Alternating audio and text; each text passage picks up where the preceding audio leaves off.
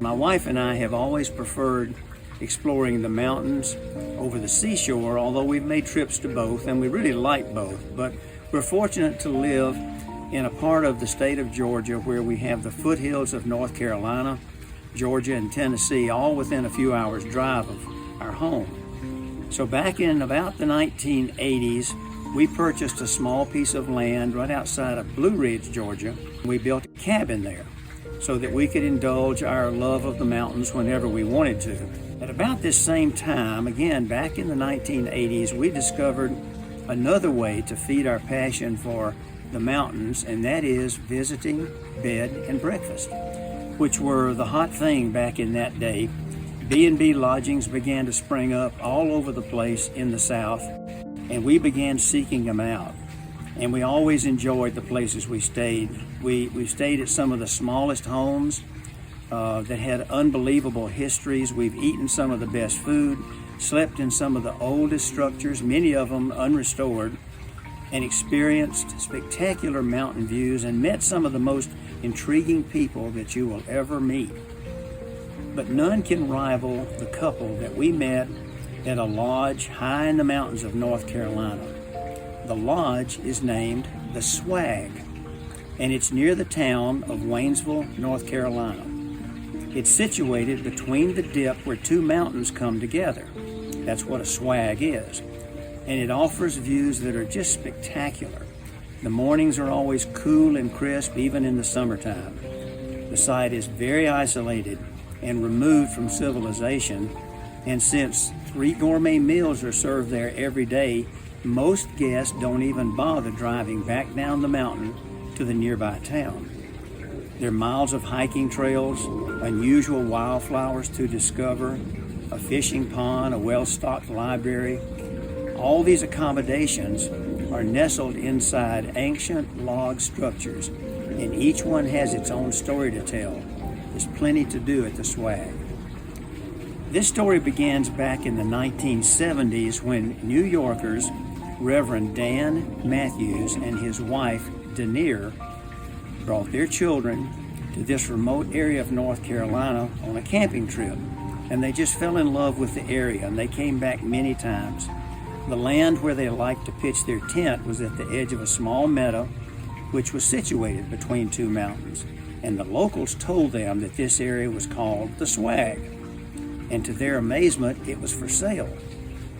The obvious problem was the sheer isolation of the spot. It was over 2 miles from the base of the mountain up to the top, and there was no road that led up there.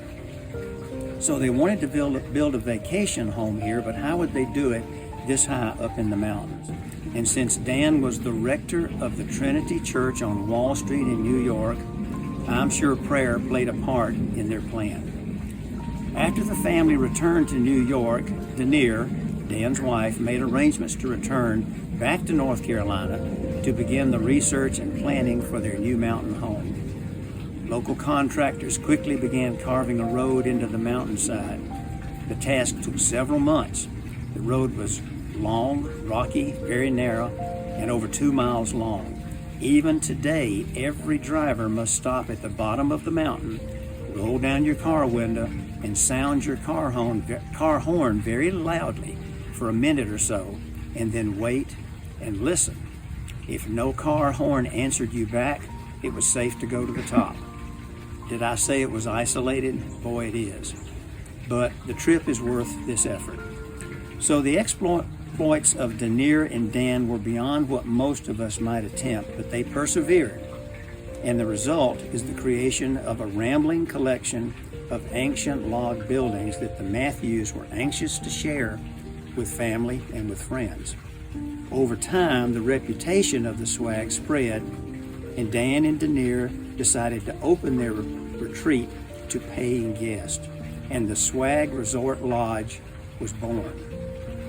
You may have surmised that the two intriguing people that I mentioned at the beginning are Dan and Denier Matthews, but you'd be wrong. As delightful and interesting as they are, the two fascinating and charming people that Sue and I met at the Swag are George and Margaret Carey. Who are they? Listen up. Our first trip there was memorable and lots of fun, and we were anxious to go back. So reservations were made for a fall visit. You instantly feel a sense of peace when you get out of your car. The first thing you notice as you exit your car is the drop in temperature, and the absolute quiet is at first very unnerving. Check-in is always pleasant and includes a greeting from Denier. We told her this was our second stay, and she announced how much she appreciated us coming back. "But I think you're going to enjoy this stay even more," she said. She said, "There's going to be an activity tonight before dinner. We hope you'll come." She had invited a representative from the Park Service to come and speak about the local ecology in the mountains. Once before, we heard a local preacher, a comedian, speak, and I've never laughed so hard in my life. So we expected this to be a very informative and good encounter with the other guests, so we said we'd be there. Wanting to get a good seat, we arrived at the meeting room about 20 minutes early and settled into 2 comfortable chairs. A few minutes passed, and I noticed an older couple entering the meeting room through the large double doors. They made a beeline straight for us. He thrust out his hand and said, "How are you? I'm George. This is my wife, Margaret." It was hard to miss his distinct British accent. Standing and grasping his hand, I smiled and introduced us and said, "Where are you folks from?" "Well, we're from London," he said, "and we're here on holiday." We learned that this couple was staying in the very large private cabin that was set aside for larger groups. It's placed away from the main compound, and they had 2 friends with them. I thought it was strange that they allowed only 4 people to occupy the big cabin. George and Margaret were sitting at the head of the table, a spot that's normally reserved for the owners. So Dan rose and announced, as he had done several hundred times before, "It's my custom to say grace before every meal, but this evening I want to break with tradition and ask my good friend George Carey to lead us in our prayer." My friends, it's my distinct honor and a real privilege to introduce you to the Archbishop of Canterbury and his wife, Margaret. George stood. There was an audible gasp from the crowd. No one said a word. George stood, he smiled, and recited a beautiful and touching prayer. Then Dan thanked the Archbishop and made a heartfelt request to each of us. It's very difficult for George and Margaret to travel in Europe without being recognized, so I told them, if you could ever find a way to come to America, we have the perfect place for you to visit where you can relax, unwind, enjoy the beauty of nature, and all without fear of the media and large crowds bothering you. All we ask is that you respect their privacy. Don't discuss their presence outside this setting, but enjoy your time with George and Margaret. And by the way, that's what they want to be called, George and Margaret. Let's eat. George knew that he would be center stage, and he gracefully answered questions and spoke to every person in the room, asking their names and asking them where they were from. Questions ranged from how often do you meet with the Queen? What is Prince Charles really like? Where do you live? And what's a typical day like for an archbishop?